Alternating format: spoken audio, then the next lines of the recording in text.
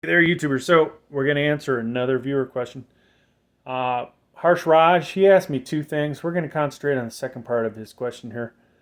What happens when I install a Gen 3 SSD in the Gen 4 slot?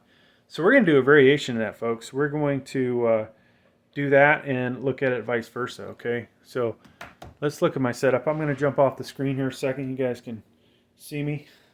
Now you can't. So we have a Western Digital Blue here.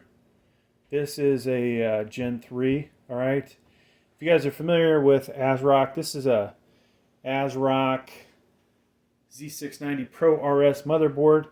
And for their Gen 4 slots, they call them Hyper M.2, right? So this would be best suited for a Gen 4 M.2, but we've got the Gen 3 in there. Over here, this is a Western Digital Black, the SN850 I think is the model number. That's a Gen 4 M.2 plugged into the Ultra M.2 spot, which is Gen 3. And of course, I don't have the M.2 screws in here. It's not going to affect anything. Normally I would screw them down, but this is just for this little experiment that we're doing this. And so let's go ahead and fire this up, folks. We'll turn on the power to power supply, and then we get that nice RGB glow on the motherboard. Got our little button here to turn on the computer itself. And so let's, we got the monitor plugged in. Now this is an i3-12100F, so I needed a graphics card.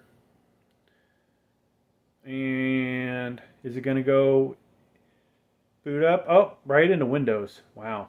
God, that was quick. So if you guys want to know how to do that, I'll hopefully put the link down below. It's really, an easy thing to do. Of course, you have no password protection, so if you don't want people getting into your computers, you should keep the password on it. All right, so let's see here, folks. Obviously, we booted it up, right? And what I didn't tell you is, yeah, we only have 2 drives here on this computer, okay? Just those 2 drives. You'll see that in a second under this PC. So, there you go. Both drives are recognized, okay? Both of them, you can see the files. And here's really what happens, okay? So, our Western Digital Black is kind of hamstringed by being in the Gen 3 slot, right? It's not going to run as fast as it potentially could run. The Gen 3 and the Gen 4, that one doesn't make a difference. It's going to run as fast as it would run in a Gen 3 slot, okay? So that's really all that happens. Now, why did this viewer ask this question, folks? Well, why do I think he did?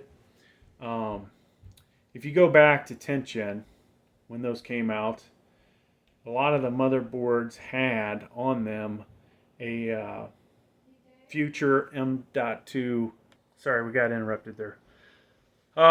So yeah, 10th Gen, back in the B460, Z490 days, some of the motherboards I bought had a spot, an M.2 spot, had a sticker on it. It said reserved for future use, right?